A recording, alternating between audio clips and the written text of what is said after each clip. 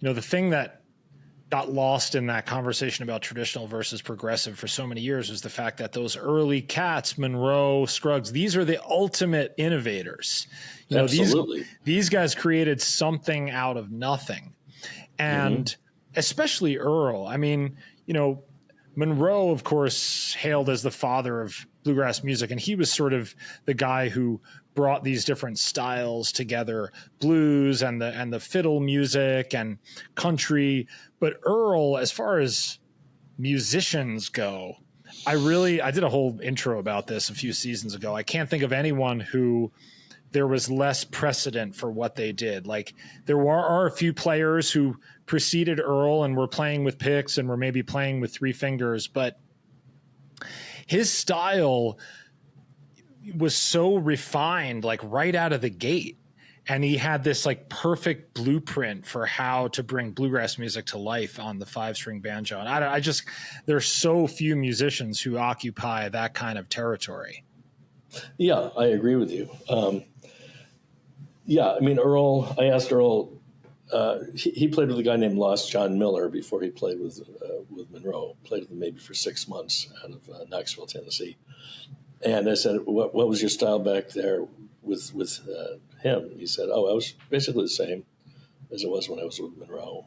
And he was playing Dear Old Dixie and Sally Gooden when he went to play with Bill Monroe. I mean, those were his audition tunes.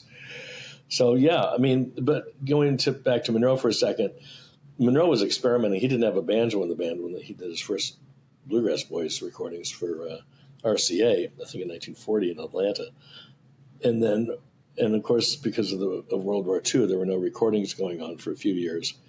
But in the 1942, 43, around in there, he had 4-string banjo players. He had a couple of 4-string banjo players in his band. And what was that about?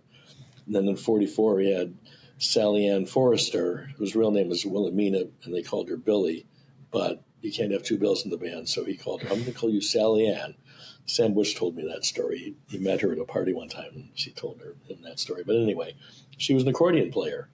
And so he had accordion in his band, and the guitar player was kind of sucking off beats. It was more like a swing band just before Earl got into the band. So Monroe was experimenting with all sorts of different things. But, yeah, you're right about Earl. He was just he was fully formed, and you hear those acetates from the 46, and it's so exciting. And so, as you say, fully formed. Yeah, I think the story goes that even Lester was against having a banjo player in the band just because, again, there's no precedent for what this guy can do. But then, you hear him pick a few notes and it's like, I really think of as everyone does now in a historical sense, the advent of bluegrass was really the meeting of those minds, Earl's banjo style with Monroe's kind of synthesis of these different sounds. And of course, there were so many other influential players along the way,